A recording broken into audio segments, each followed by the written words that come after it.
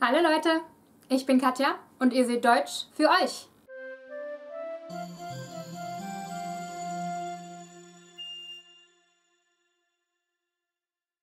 And we finally arrived at our last tense, and that is the second tense we have for the future. Now, if you still don't quite get how that makes sense, you'll understand in a minute, I think. First, let me tell you one last time that before you watch this, you should at least have watched the introductory episode to tenses, and also it will be best to know the other tense videos I've done before, because there might be some things that I just don't mention again or don't go over in detail again.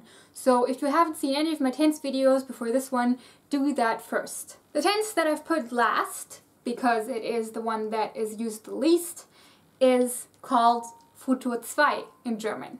Now that name is rather unindicative of what it does, or of anything really, except for the fact that it has to do with future. But if I were to tell you that it might as well have been named the Futur Perfect, that might give you a better idea.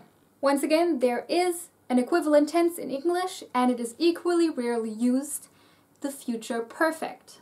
By now you should know what constitutes a perfect tense, and that would be the way it is put together. That means we're once again faced with a tense that uses the Partizip 2 in its construction. Now, since you only saw that participle used in combination with past tenses so far, I think now would be the perfect time to tell you about what exactly the future perfect and the Futur 2 do to make that make sense. Futur 2, just like the future perfect, is used to talk about things that will have happened in the future. For example, if I already know that I won't be able to do the laundry before I have lunch tomorrow, I could say, by the time I get to do the laundry, I will have eaten lunch. So the future perfect here is, of course, will have eaten. Let's take a look at the same sentence in German. Ich werde schon zu Mittag gegessen haben, wenn ich morgen dazu komme, die Wäsche zu waschen. So, werde gegessen haben. In total, that gives us werden plus the perfect of your meaning verb, which then, if we split it up further, means werden plus the Partizip 2 of your meaning verb plus haben or sein. And that is our formula for Futur 2. Now, in a sentence, we use it as follows. In a main clause, werden, because it is the conjugated part of our predicate, stands in the left verb position, while the Partizip 2 of your meaning verb and haben or sein, depending on the verb, stand in the right verb position in that order. So that means first the Partizip and then your Hilfsverb haben or sein. So, if we use sagen again, ich werde das gesagt haben. In a subordinate clause, we get all of our verb components clustered at the very end, like we're used to.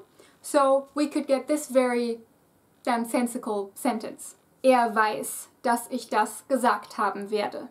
So, as always, at the very end we have our conjugated verb part, so in this case, werden. Then before that goes our modal Hilfsverb, if we have one. In that example just now we didn't have one, just in case you're confused.